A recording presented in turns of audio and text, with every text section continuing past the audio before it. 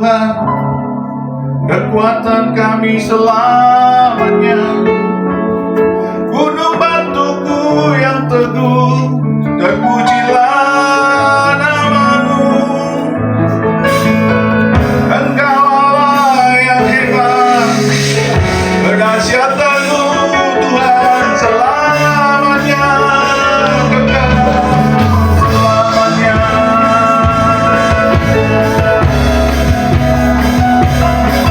Bapa-Mu yang baik, mulia selamanya.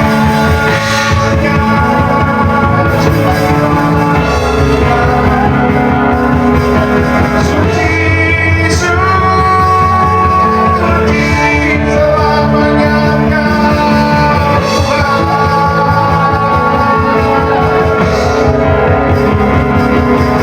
Marilah pujimu bersyukur terimamu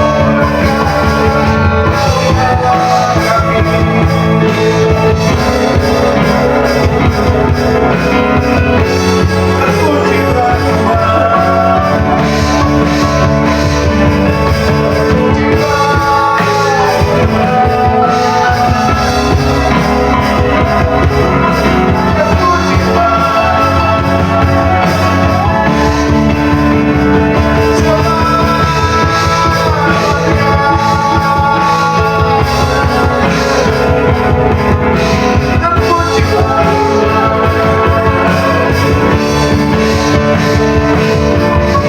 Engkau Raja Tuhan, Engkau Raja Yesus, kekuatan tak terhingga, tak terbatas.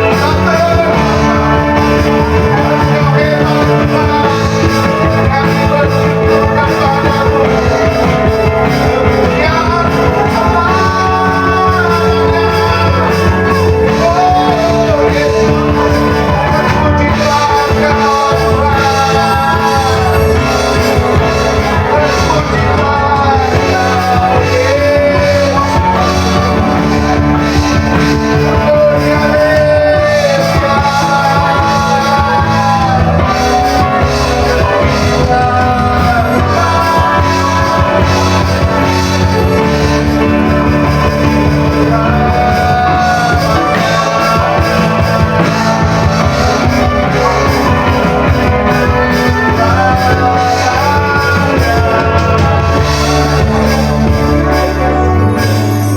Betapa kami bersyukur kepadamu Bapa, Allah Khalik langit dan bumi, penguasa hidup kami.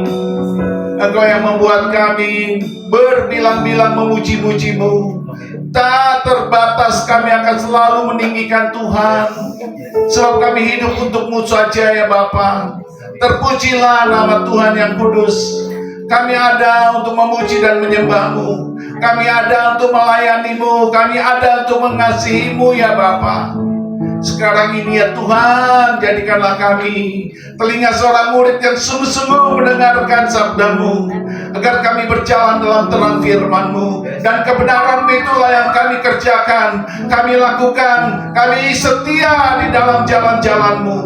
Terpujilah nama Tuhan Yesus. Di dalam nama Bapa, Anak, dan Roh Kudus, di dalam nama Tuhan Yesus, kami siap diberkati firman-Mu, dan biarlah itu bertumbuh, berakar, dan berbuah yang lebat dalam hidup kami. Di dalam nama Yesus kita yang percaya dan selalu beriman kepada Yesus, katakan amin. Haleluya, haleluya, haleluya, haleluya. Terpujilah nama Tuhan Yesus. Amin, puji Tuhan. Shalom Elohim. Elohim Shalom. Bapak, Ibu, dan saudara sekalian, mungkin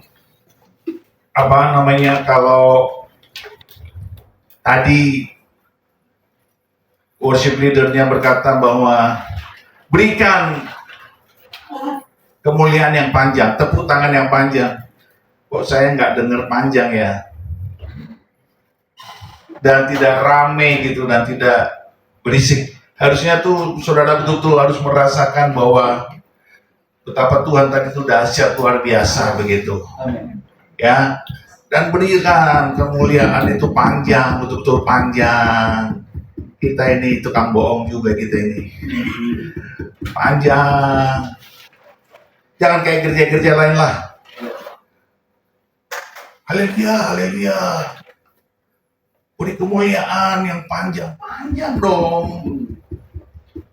Dan suara saudara harus betul-betul keras, dahsyat ya.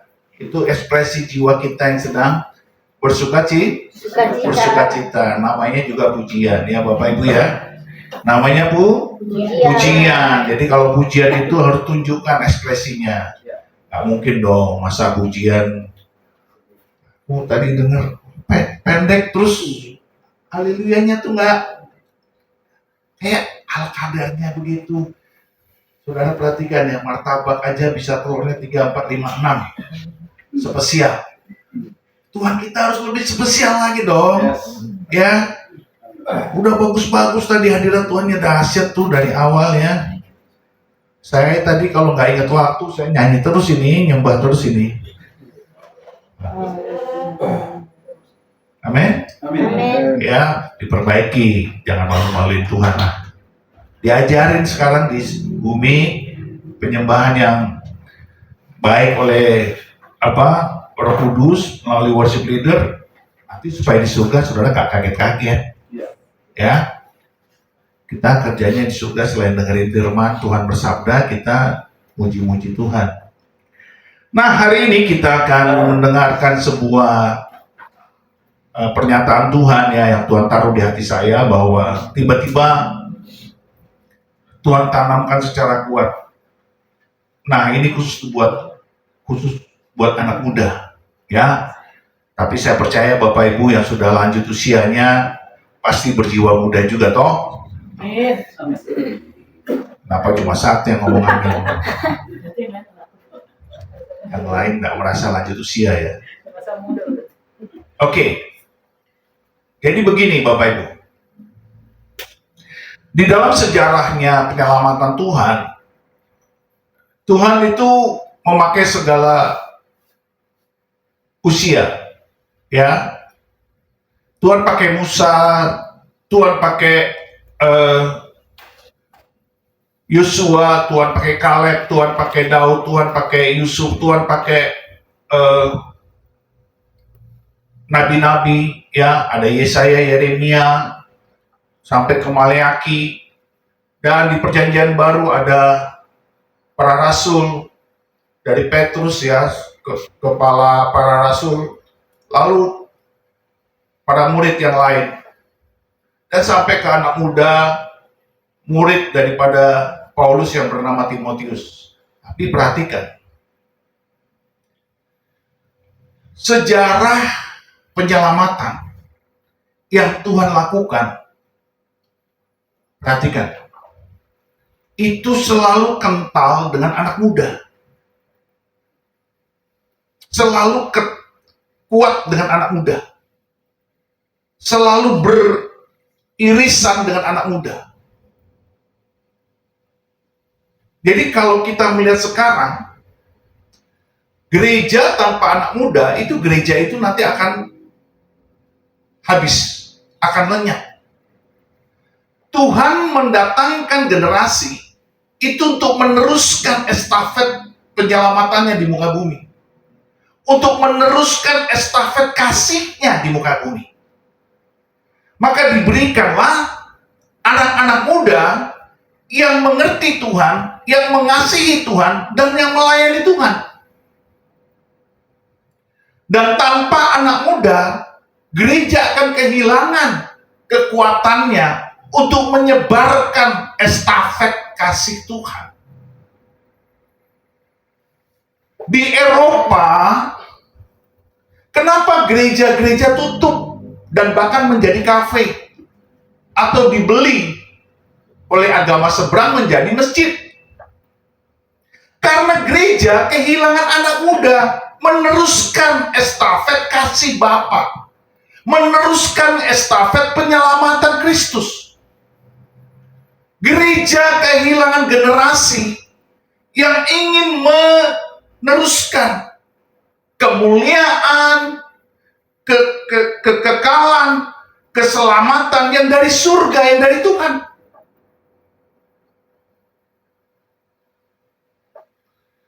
Maka gereja seperti itu tidak boleh terjadi di sini. Tidak boleh. Jadi kalau gereja yang kehilangan anak muda yang mengasihi Tuhan, maka gereja itu pasti akan mati. Akan kehilangan visi yang dari Tuhan. Akan kehilangan misi yang dari Tuhan. Itu udah terjadi di Eropa. Tetapi puji Tuhan, hari-hari ini Eropa mulai bangkit walaupun agak telat.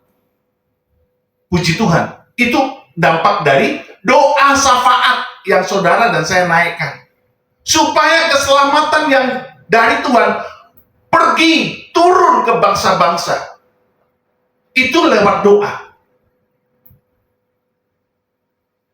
Tetapi, anak muda, engkau tidak boleh tidak melewati ini.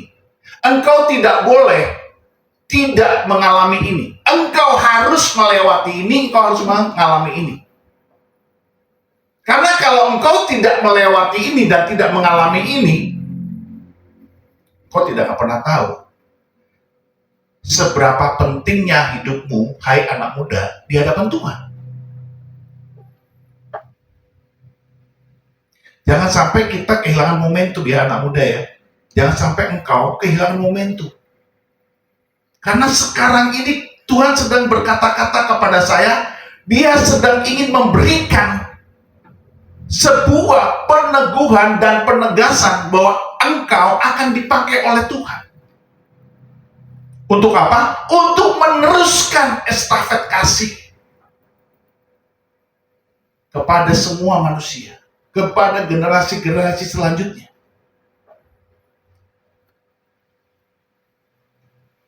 Jangan sampai seperti ini ya. Mari kita buka di kitab Matius ya. Matius 19. Jangan sampai seperti ini. Kehilangan momentum dan menyedihkan. Ya. Ini cerita anak muda yang sangat diberkati Tuhan, tetapi kehilangan momentumnya. Matius 19 ya.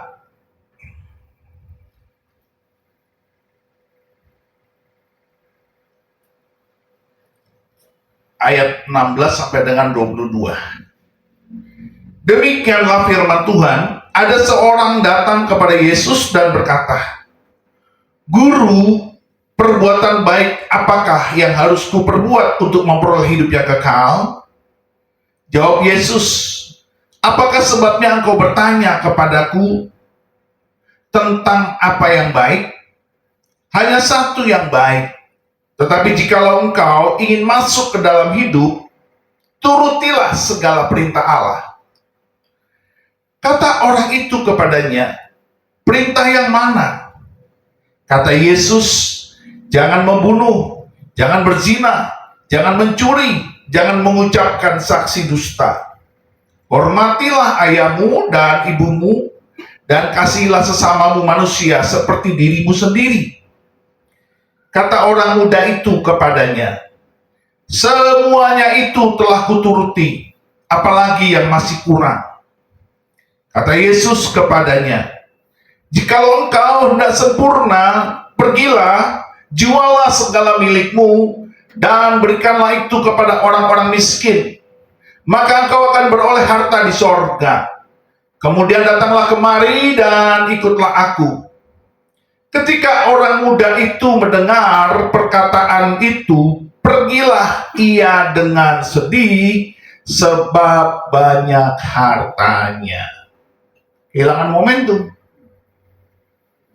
Ini anak muda, kalau seandainya dia menanggapi permintaan Yesus dengan benar, saya yakin dia tercatat di dalam Alkitab tentang pelayanannya. Sebab Yesus bilang kepadanya, jualah hartamu dan ikutlah aku.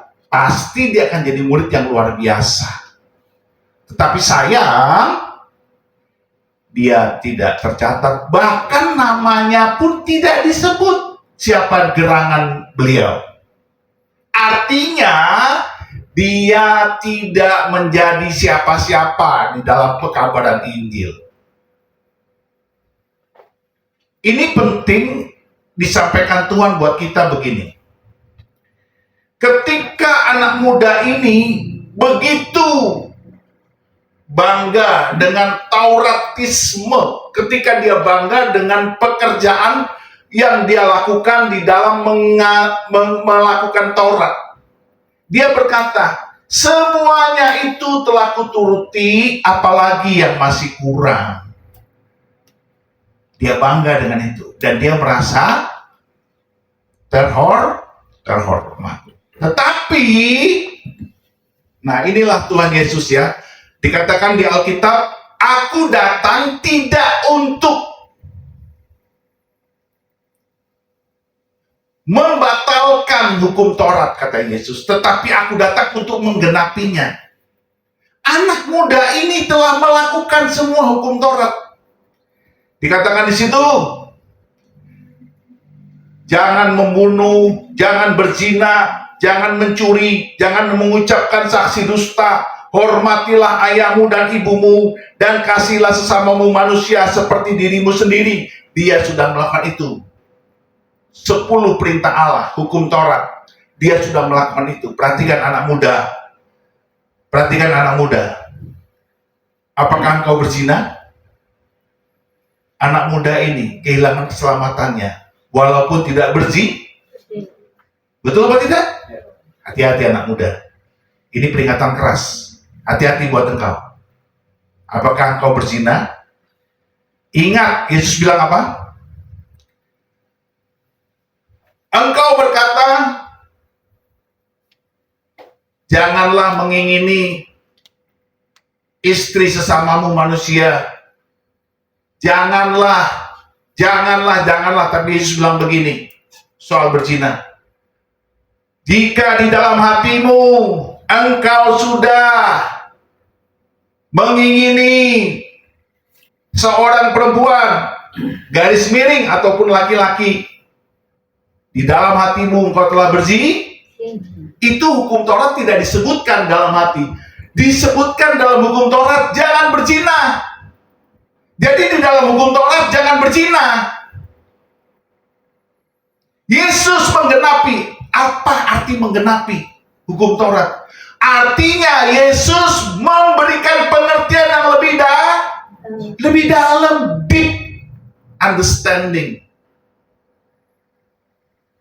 Engkau memandang wanita dan mengingininya dalam hatimu, engkau sudah berzina. Itu dalam. Sementara di dalam Taurat itu tidak dikatakan di dalam hati. Di dalam Taurat dikatakan jangan melakukan zina.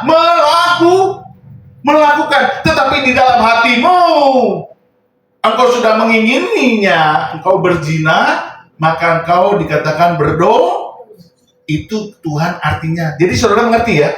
Yesus mengatakan aku tidak membatalkan hukum Taurat, tapi aku menggenapinya. Artinya memberikan understanding yang lebih dalam. Karena di dalam hukum Taurat cuma dikatakan jangan berzina. Ini keren anak muda ini. Dia nggak berzina. Lalu dikatakan lagi, jangan membunuh. Yesus bilang apa kalau di dalam Matius 5 itu? 6-7.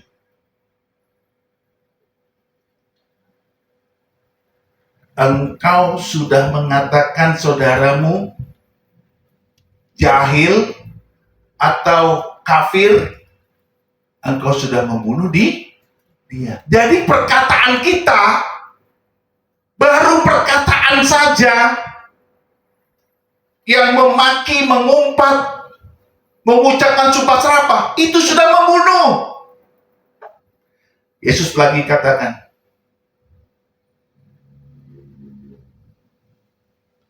jangan mencuri. Di dalam hati saja engkau sudah mengingininya, engkau berdosa. Jadi hukum Taurat itu selalu selalu mengenai perbuatan, tetapi tidak mengenai hati. Yesus menggenapinya dengan hati. Di dalam hatimu sudah ingin mencuri, di dalam hatimu sudah ingin berzina, engkau berdosa. Itu penggenapan hukum Taurat. Kita lihat lagi. Ini anak muda yang paling sulit hari ini.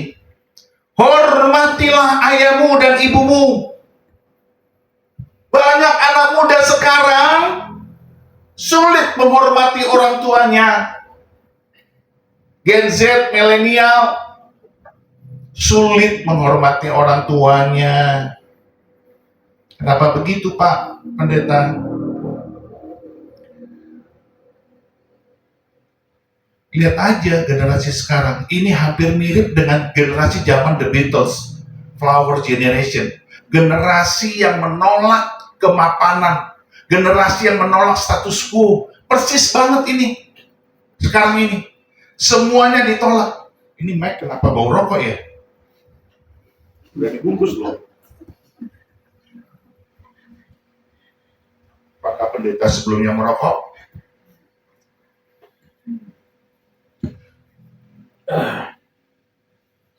Generasi zamannya The Beatles itu Flower Generation, itu menolak status quo. Semuanya dilawan, semuanya berontakin. Nah sekarang Gen Z agak lebih tersembunyi, tetapi memang kebebalan ada. Menghormati orang tua itu sekarang menjadi semakin sulit. Banyak orang tua coba cerita sesama orang tua, sangat sulit menasihati anak-anak mereka. Teman saya cerita, kebetulan Batak ya, sini dulu makan sama papa mama. Dia ajak anaknya, enggak, aku mau makan di kamar aja. Marah bapaknya nggak pernah marah dia. Apa susahnya kau duduk di depan bapak mamamu? Duduk sini. Apa susahnya kau duduk? Kau tak suka pun diam saja kau. Lihat aja kami bercakap-cakap. Oh begitu. Saking anak ingin punya kesendirian, ingin punya waktunya sendiri. Sampai teman saya ngomong gitu ke anaknya, duduk sini kamu. Hanya soal makan. Saudara, ini kecil ya kelihatannya di permukaan, tapi di dalamnya tuh, akarnya tuh dalam. Artinya apa? Kalau anak tidak menghormati orang tua, niscaya anak mudah untuk tidak menghormati Allah. Ingat, orang tua adalah wakil Allah di bumi. Kalau orang tuanya benar. Kalau orang tuanya agak sedeng-sedeng, agak berat juga saudara ya.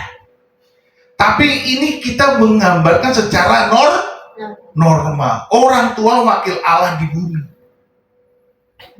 Artinya, ketika anak menghormati ayah ibumu, Taurat sedang mengajarkan hormati yang lebih senior, yang lebih tua, yang lebih berpengalaman. Karena di situ ada hal-hal yang engkau harus pelajari, engkau harus belajar, engkau harus mendapatkan pengajaran, pengetahuan dari para senior.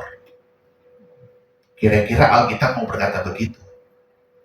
Kalau bicara tentang yang ilahi, jelas orang tua wakil Allah, mereka punya pengurap. Itu lebih dalam Bapak Ibu. Kalau bicara pengurapan itu kamu tidak bisa bantah. Anak-anak muda kalau tidak menghormati bapak ibunya yang penuh urapan, gawat hidupmu. Tapi anak muda ini keren. Ketika Yesus tantang semua hukum Taurat, dia berkata, semua itu sudah kukerjakan. Mana lagi yang masih kurang, kata dia, nantang dia. Saudara, Yesus tahu kamu kaya, kamu diberkati. Dan itulah yang paling berat dimiliki oleh anak muda ini. Yaitu apa? Melepaskan kenyamanan karena kekayaan. Siapa di sini yang nggak mau kaya? Hanya orang bodoh yang nggak mau kaya. Tapi kita bukan orang bodoh.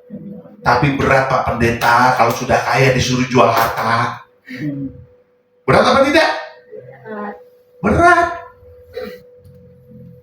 Tetapi itulah ujian iman. Ya, sampai sini. Jangan kau bandingkan bahwa memiliki harta itu salah. Tidak. Masalahnya, dia diperkaya dan memiliki kekayaan, tetapi itu sudah menjadi ikatan. Dia nggak bisa melepaskannya. Dia nggak yakin kalau dia hidup miskin, dia menderita. Apalagi dalam kemiskinan itu, dia ikut Yesus. Jadi di sini terlihat bahwa dia belum mengenal siapa itu Yesus yang harus dia ikuti. Yesus bilang, jualah hartamu dan ikutlah aku. Dia bukan hanya tidak mau melepaskan hartanya, tapi dia tidak mau ikut Itu berat itu. Jadi anak muda sekarang, engkau kehilangan momentum, engkau kehilangan kemuliaanmu kalau engkau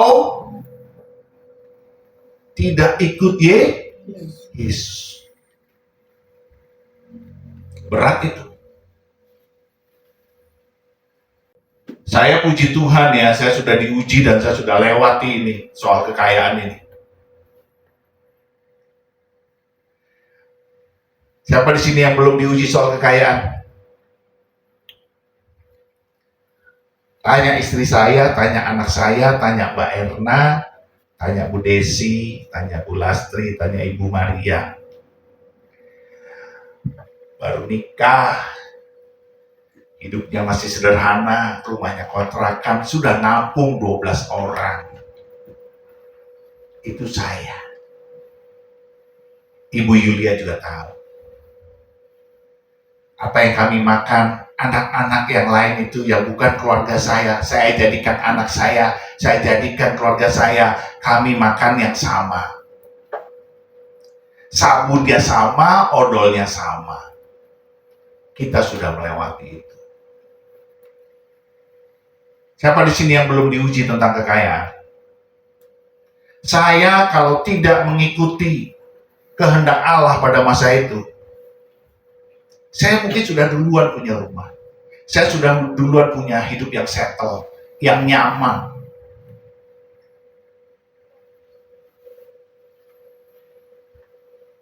Sekarang, anak muda, apakah engkau punya hasrat mengerjakan apa yang saya kerjakan dahulu? Umur saya sekitar 31 tahun, baru nikah, sudah nampung anak-anak. Sampai 12 orang. Saya tidak ingin menyalahkan saudara, tidak. Tapi saya ingin menantang. Jangan sampai kita kehilangan momentum seperti anak muda yang kaya. Sekarang kan kita maunya begini. Seperti anak muda ini, melayani Tuhan, tetapi tidak mengalami ujian. Dan disinilah kita akan menjadi berbeda dengan rencana Allah. Jangankan bicara tentang kehilangan harta untuk melayani Tuhan dan mengikuti Yesus. Anak muda zaman sekarang saja untuk menjaga kekudusannya aja susah. Makanya ketika Yesus bilang jangan berzina, anak muda itu bilang semua sudah kulakukan. Hormatilah ayah ibumu, sudah kulakukan. Jangan mencuri, aku tidak mencuri. Jangan membunuh, aku sudah melakukannya. Jangan membunuh. Jadi anak muda ini sedikit lagi sudah menyampai kesempurnaan, kata Yesus. Yesus bilang begini, Jikalau engkau hendak ini keren banget ini sebenarnya. Kalau engkau ingin sempurna, pergilah, jualah hartamu dan ikutlah aku. Untuk mencapai standar Allah sempurna. Banyak anak muda nggak capai, nggak sampai, nggak mau. Coba tanya dirimu masing-masing, anak muda. Ayo. Sudah sampai mana standar kekudusanmu?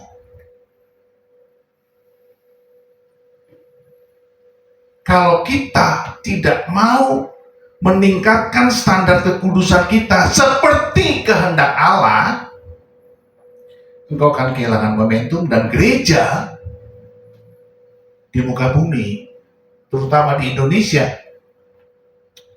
di mana engkau hidup dan melayani, kehilangan anak muda yang terurapi. Bukan hanya terberkati, tapi hanya orang yang diurapi, yang betul-betul siap mengasihi Tuhan, melayani Tuhan dengan segenap hati, dan meninggalkan semuanya.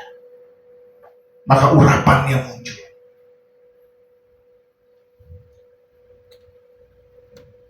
Jadi kita melihat anak muda ini kehilangan momentum. Ada nggak Pak Pendeta yang tidak kehilangan momentum? Oh, banyak. Kita lihat di Perjanjian Lama, Yusuf. Apa arti kata Yusuf? Yusuf artinya semoga, kiranya, mudah-mudahan Tuhan menambahkan. Tuhan menambahkan. Jadi saudara lihat, ketika Yusuf muda, dia diuji di dalam kekudusan. Ketika istrinya Potifar mau menggoda dia, mencoba merayu dia, membujuk dia melakukan hal-hal yang tak senonoh, dia lari menghindar dan dia tetap kudus. Lalu Tuhan menguji dia. Apakah dia betul-betul setia di dalam imannya? Lalu dia dipenjara tanpa dosa, tanpa salah.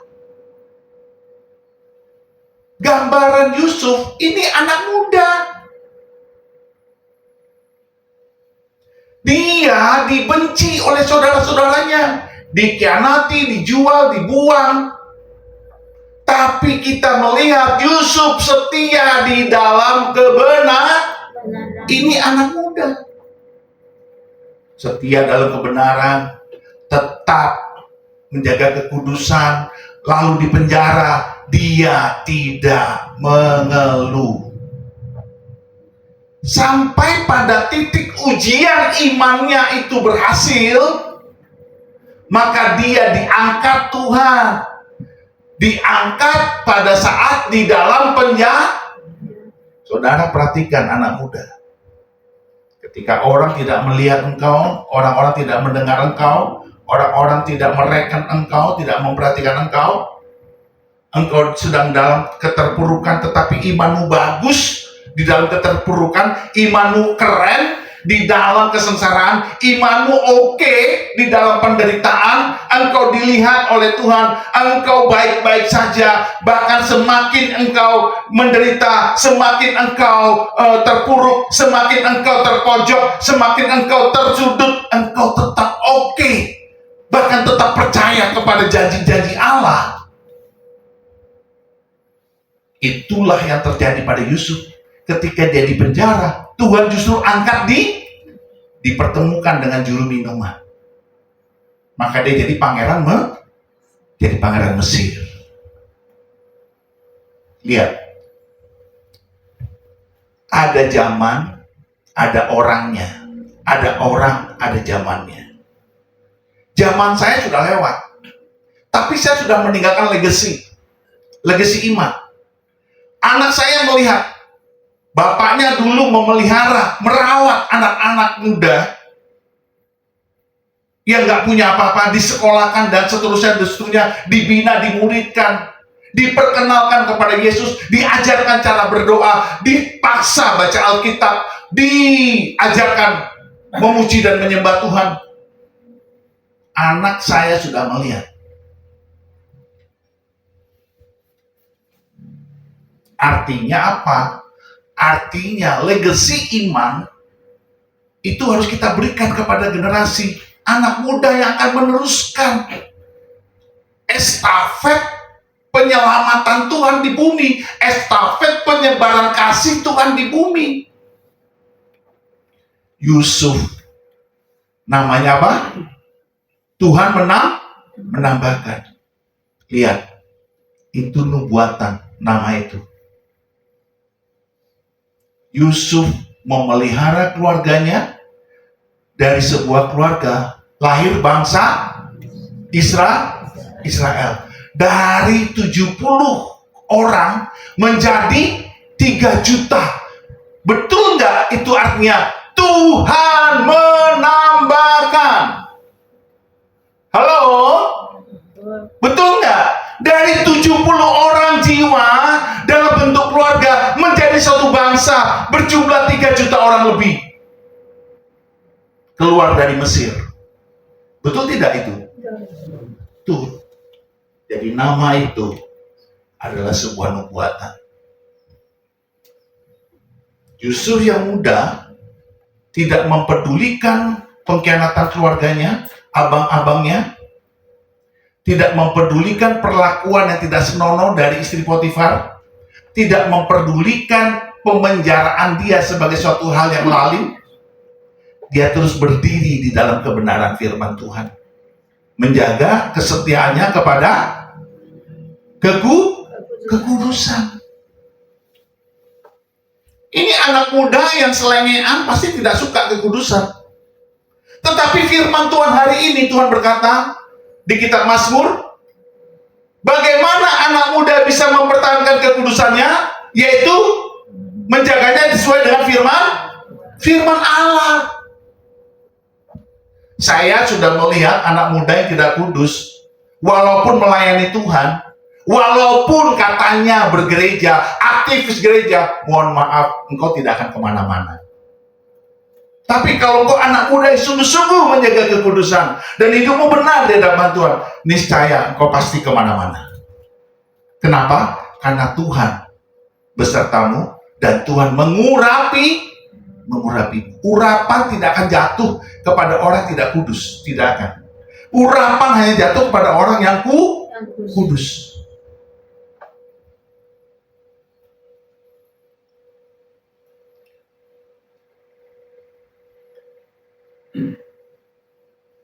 Ketika Yusuf namanya Tuhan menambahkan, itu terjadi. Setelah Yusuf muncul siapa lagi? Yosua dan Kaleb. Yosua artinya Allah menyelamatkan. Kaleb artinya kesetiaan, setia. Saudara lihat, anak muda ini setia kepada firman Tuhan. Tuhan bilang, pergilah, perangilah bangsa Kanaan. Tetapi 10 pengintai itu berkata apa? Mereka orang-orang enak, raksasa-raksasa, tinggi-tinggi, kita pasti akan mati. Kita seperti cacing-cacing ulat begitu. Kita pasti dimusnahkan, dimakan mereka. Tapi Yosua dan Kaleb bilang apa? Tidak, kita pasti menang. Yosua terurapi karena apa? Dia setia kepada gurunya, mentornya, yaitu Musa. Dia setia kepada Musa. Dia melayani Musa. Sebagai anak muda, dia melayani Musa.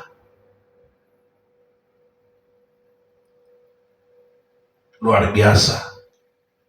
Di akhir hidupnya kita lihat, Yosua Tuhan menyelamatkan. Betul nggak? Tuhan menyelamatkan Israel dari Mesir melalui Yosua. Betul nggak Kaleb setia berdampingan dengan Yosua menjaga Israel? Betul nggak? Di usia tuanya Yosua bilang apa?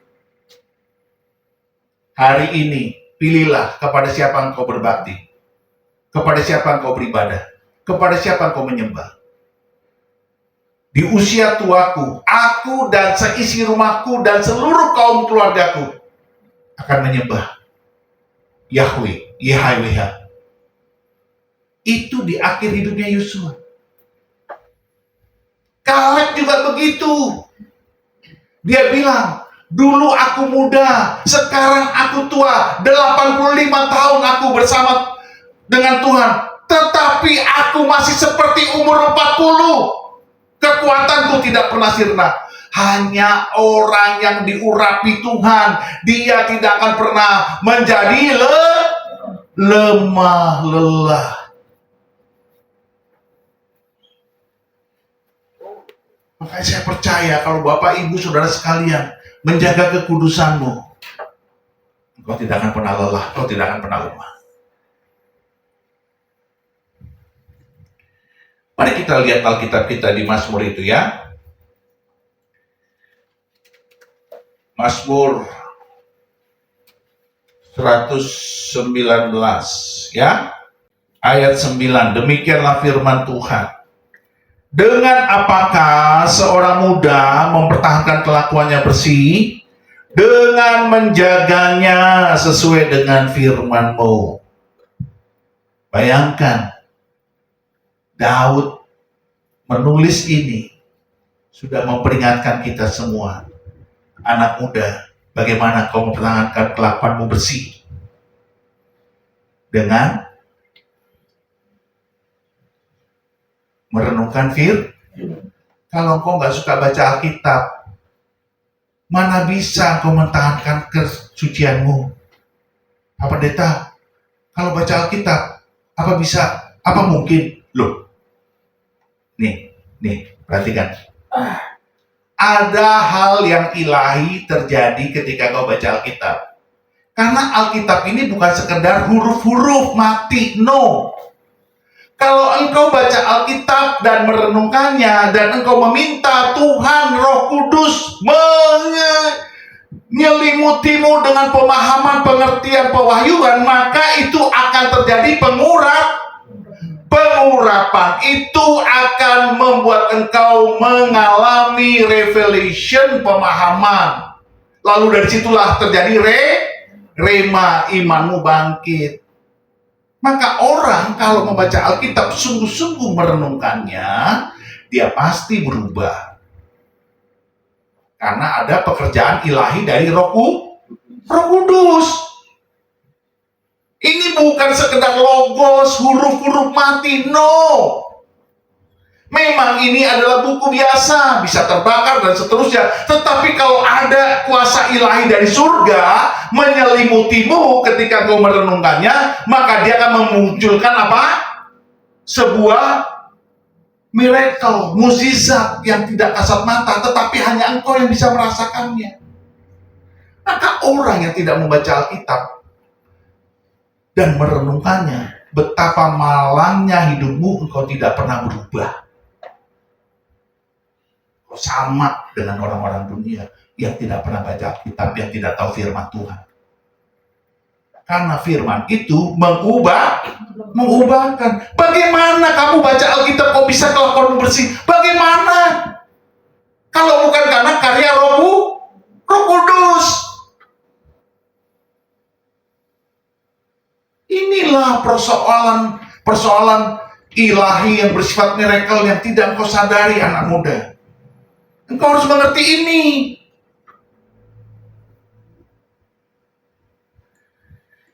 Ketika Allah telah berbicara kepada Yusuf dan jumlah Israel bertambah, Allah berbicara kepada Yosua dan Israel diselamatkan dari perbudakan. Allah berbicara kepada Kaleb setia untuk menyertai Yosua, bersama-sama mereka membimbing Israel menjadi suatu bangsa yang besar keluar dari Mesir.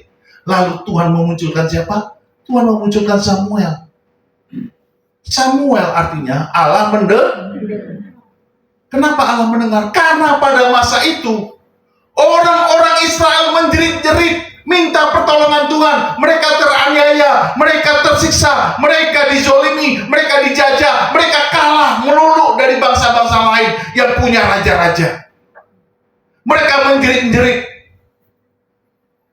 Maka Allah mendengar. Muncullah Samuel, anak muda, lahir dan dibesarkan di tengah kumpulan orang-orang imam-imam para Dursila. Imam Eli punya anak Hofni Pinehas, orang-orang Dursila yang tidak menggambarkan keimamatan sejati, tidak menggambarkan iman yang kudus, yang sejati, yang tulus, yang murni di hadapan Tuhan. Samuel dimunculkan Tuhan, anak muda. Lewat doa ibunya yang setiap tahun memberikan jubah baru karena umurnya selalu bertambah, dan jubah itu selalu dirajut, dijahit oleh ibunya sendiri. Dan ketika ibunya menjahit, merajut jubah itu, ibunya berdoa buat anaknya, "Hai engkau anakku Samuel, jadilah imam yang tahir, jadilah imam yang kudus. Engkau tidak menajiskan dirimu. Engkau adalah imam Allah yang maha tinggi. Walaupun hari ini engkau belum kelihatan, tapi aku percaya karena aku mengasihimu anakku. Aku membuat baju ini, baju efod ini, baju imam ini, supaya engkau menjadi imam yang kudus, yang kudus, yang kudus." Itu doa ibunya ketika membuat baju efod itu buat Samuel. Tiap tahun dia bawa baju baru. Karena kan umurnya bertambah. Bajunya pasti bertambah, berubah. Badannya semakin besar. Dan Allah mendengar Isra Samuel Tuhan pakai. Saudara lihat, ada zaman, ada orangnya. Ada orang, ada zamannya. Ini Indonesia, harusnya ada zaman, ada orangnya nih. Kalau anak muda ini tidak menguduskan diri, bagaimana mereka bisa menangkap momentum ilahi untuk bangsa ini mengalami keselamatan yang kekal dari Allah YHWH, Bapa kita di surga? Maka saya memaksa Anda semua anak muda, kejarlah kekudusan, renungkan firman Tuhan. Saya harus paksa itu. Saya tidak mau Anda bangga dengan pelayanan, sibuk dengan seremoni, sibuk dengan ritual, tetapi tidak rajin baca Alkitab. Untuk apa? Lihat itu gereja-gereja di Eropa. Mati karena anak-anak muda yang nggak mau lagi baca Alkitab. Mereka menjadi mengandalkan pemikirannya sendiri, mengandalkan kebenarannya sendiri, tidak baca Alkitab, makanya mati gerejanya. Akhirnya jadi coffee shop, akhirnya jadi perpustakaan, akhirnya jadi gudang, akhirnya jadi masjid.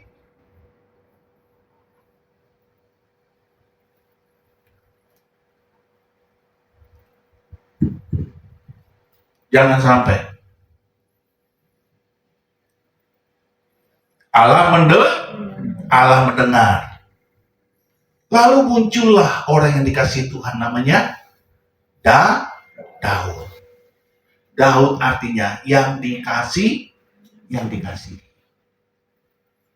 Dari Daud kita belajar bagaimana memuji menyembah Tuhan. Dari Daud kita belajar bagaimana beriman yang benar. Dari Daud kita belajar bagaimana menjadi anak muda yang gagah perkasa, yang imannya tidak cemen, tidak abal-abal. Singa beruang dia kalahkan. Saudara bayangkan ya, orang tuh kalau nggak diurapi, nggak mungkin bisa mengalahkan singa dan beruang. Nggak mungkin. Maka saya percaya kalau anak muda di sini menguduskan hidupmu, urapanmu ada, engkau bisa mengalahkan apapun yang datangnya dari si jahat.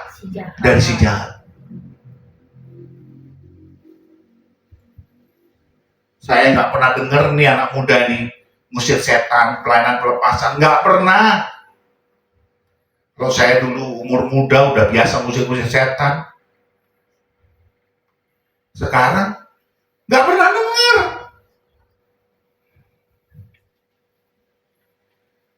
Harusnya itu menjadi sebuah ketetapan hati saudara sekalian, para anak muda.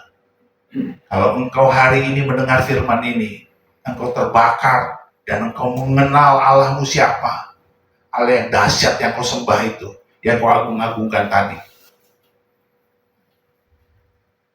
Daud melakukan itu. Dia nggak takut lawan singa dan beruang. Apalagi Goliat.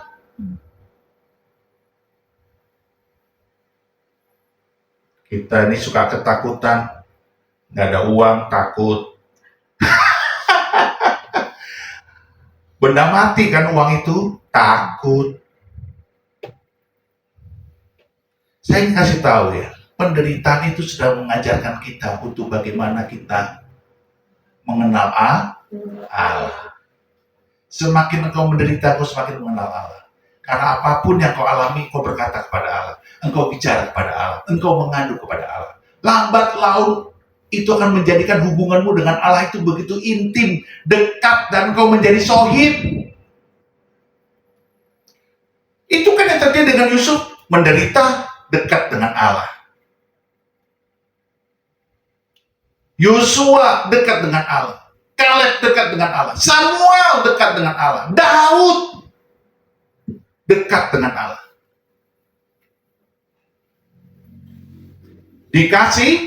Dikasihi. Lalu sampailah kita ke anak muda tadi yang tidak tercatat di Alkitab. Dan dia kehilangan momentum. Walaupun dia kaya. Jadi kekayaan itu tidak menjamin engkau berhasil di dalam Tuhan. Kecuali engkau mengasihi itu, maka kekayaan itu akan memberkatimu. Yang terakhir, ini udah 7 ya. Pertama, Yusuf. Kedua, Yosua. Ketiga, Kaleb. Keempat, Samuel. Kelima, Daud. Yang keenam, anak muda tadi. Yang ketujuh, siapa? Timotius. Apa artinya Timotius? Menghormati Allah. Timotius itu anak rohani daripada apa? Paulus. Kita lihat ya. Kita buka 1 Timotius. Saya harus merangsang saudara untuk sampai kepada pemahaman bahwa saudara itu anak-anak muda, engkau sungguh sangat dinanti-nantikan oleh surga, dinanti-nantikan oleh Bapa di surga untuk mengerti momentum ini. Engkau bukan hanya anak muda, sekedar muda, tapi engkau tidak melakukan panggilanmu pada zamannya. Kita lihat 1 Timotius 1 ayat 1 dan 2. Demikianlah firman Tuhan. Dari Paulus, Rasul Kristus Yesus, menurut perintah Allah, Juru Selamat kita, dan Kristus Yesus, dasar pengharapan kita.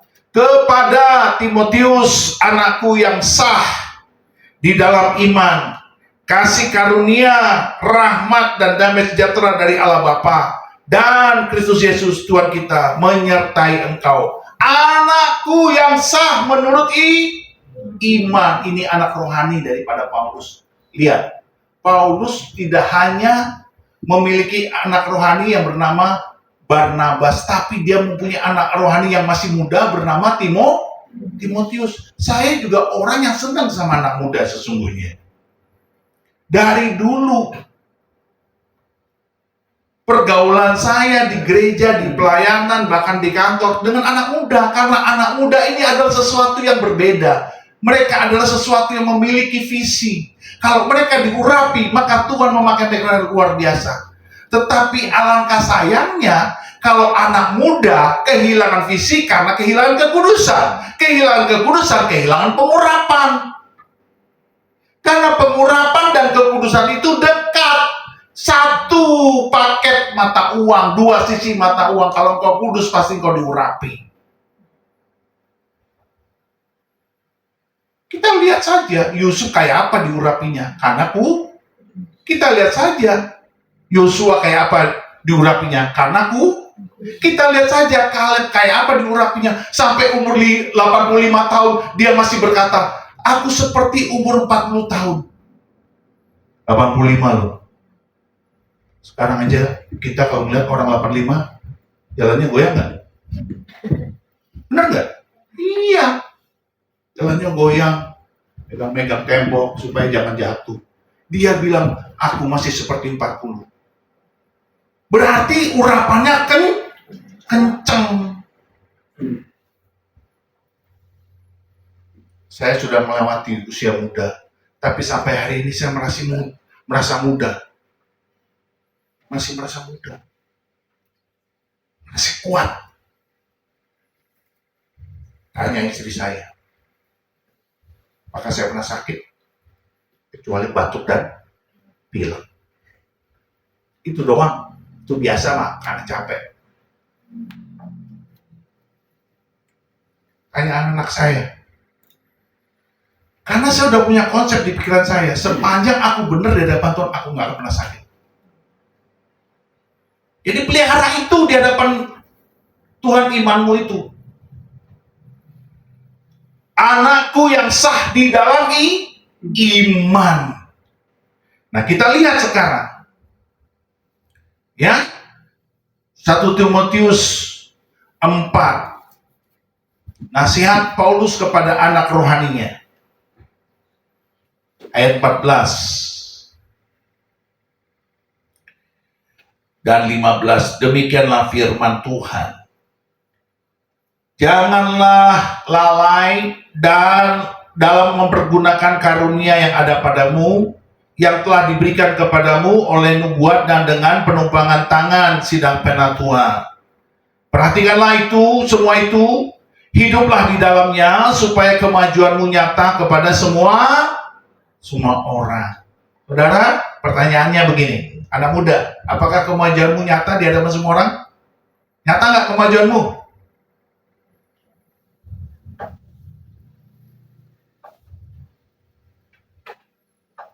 Saya waktu dari Papua ya ke Jakarta. Saya tuh di Papua tuh bayangkan tiap hari saya baca Alkitab, saudara, berjam-jam. Udah setahun saya bertobat itu, saya kembali ke Jakarta. Ketika saya di Jakarta, saya ketemu dengan teman-teman persekutuan doa. Mohon maaf ya, itu beda banget.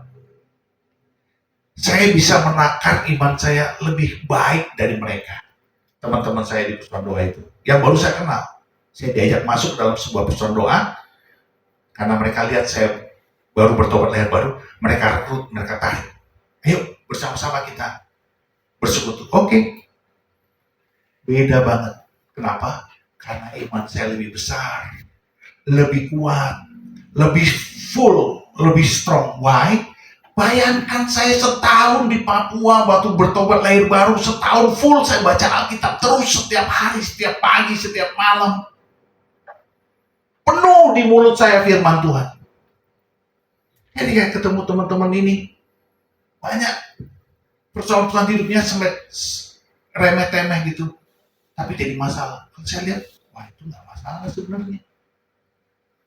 Karena anak-anak muda yang saya kenal, Yusuf, Yosua, Kaleb, Daud, Samuel, ada sedikit pun yang mengeluhkan tentang beban hidup. Kita belajar dari anak muda di Alkitab. Timotius sampai Tuhan bilang, kobarkanlah api seperti yang telah ku ajarkan kepadamu. Makanya ketika saya melayani Tuhan, saya nggak khawatir rumah saya belum punya, rumahnya kontrakan sudah nampung 12 orang anak, kami masih baru merintis keluarga, baru menikah, baru punya baby. Orang lain udah sibuk mikirin bagaimana punya mobil, bagaimana punya rumah. Saya sibuk melayani Tuhan dan mengasihi jiwa-jiwa. Saya nggak worry ketika sudah lanjut usia saya, menjelang saya pensiun di umur 50, belum punya rumah. Nggak worry. Kenapa? Saya percaya kepada Allah yang hidup. Sampai akhirnya Tuhan utus saya. Kamu pergi ke Palembang, jadi bos. Itulah saya diberkati Tuhan. Saya punya rumah. Nggak pernah terpikirkan. Orang kalau melihat kami orang mampu, kami orang berada, kami bayangkan saya ke Amerika, saya ke luar negeri, kerja pakai jas di luar negeri. Orang nggak pernah tahu kita nggak punya apa-apa. Tapi teman-teman saya seangkatan waktu kuliah udah punya ini itu, udah punya ini itu. Saya tidak peduli, saya hanya peduli Tuhan mengurapi saya. Saya berkenan di hadapan Dia. Sekarang saudara lihat, mana yang kau mau pilih?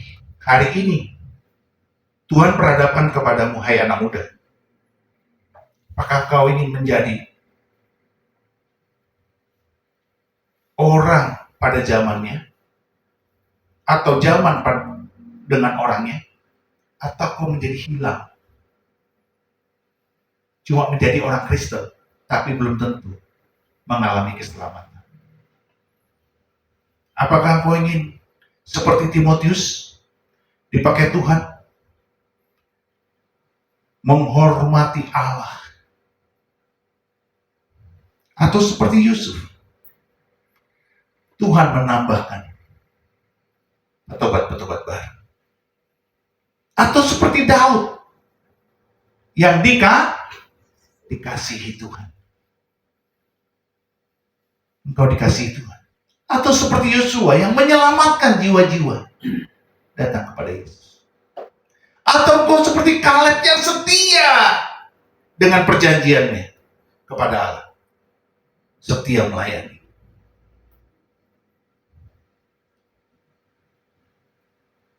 Banyak gereja, bapaknya keren, khotbahnya bagus, pengurapannya bagus. Tapi saya melihat anak-anaknya tidak seperti bapaknya. Banyak gereja seperti itu. Kalaupun ada anaknya menjadi pendeta atau gembala, itu karena memang dia anaknya, bukan panggilan, bukan terurapi.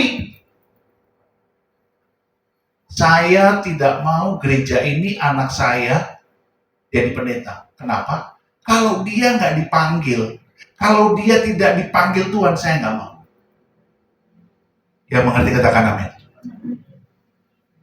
Saya ngerti saudara aminnya kecil, karena saudara melihat gereja-gereja sana, pendeta A, anaknya jadi pendeta, pendeta B, anaknya jadi pendeta. Saya nggak mau.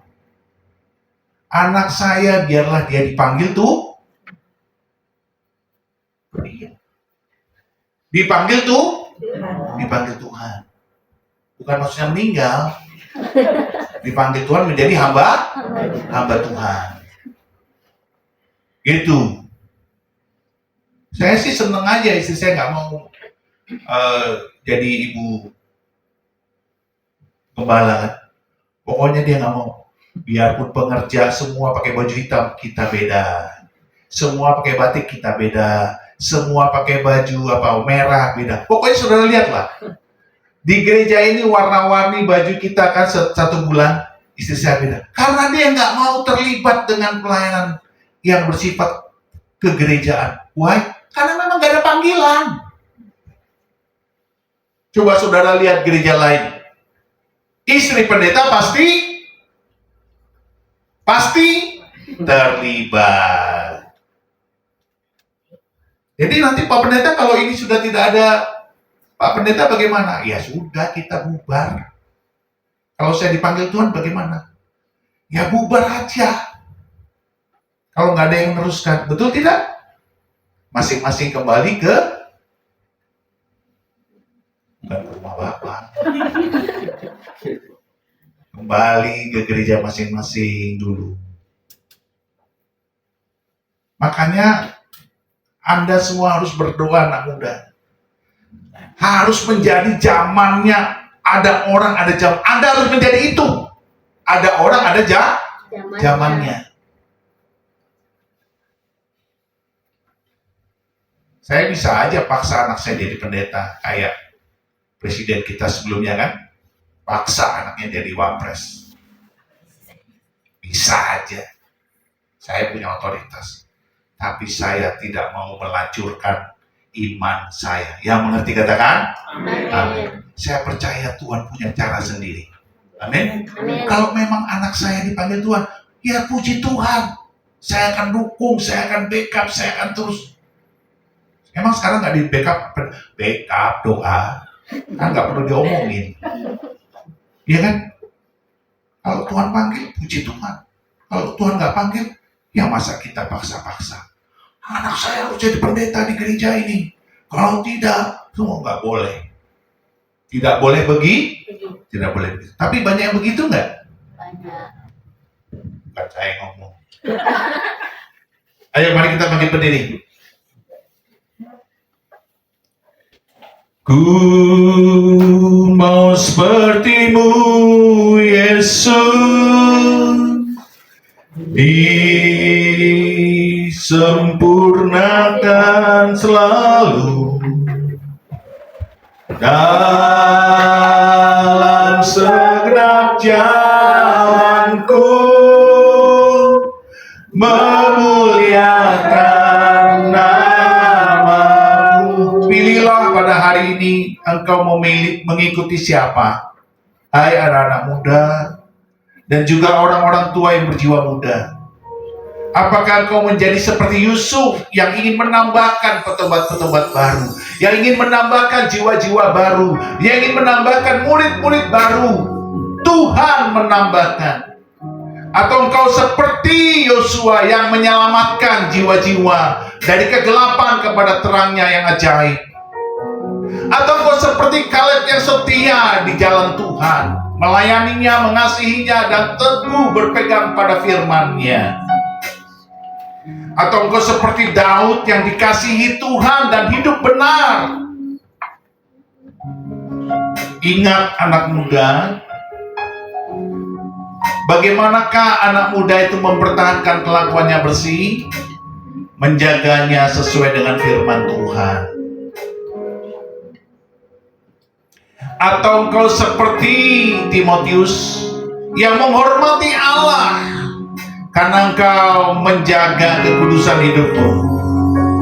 Urapan Tuhan yang telah Tuhan berikan kepadamu engkau jaga. Terpujilah nama Tuhan.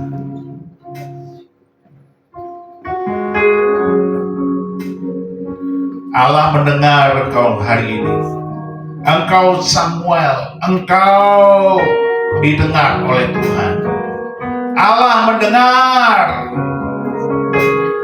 Samuel, Sema, Sam itu dari kata Sema, El itu Elohim. Allah mendengar. Yesus Tuhan, kami menyerahkan hidup kami ke dalam tangan-Mu.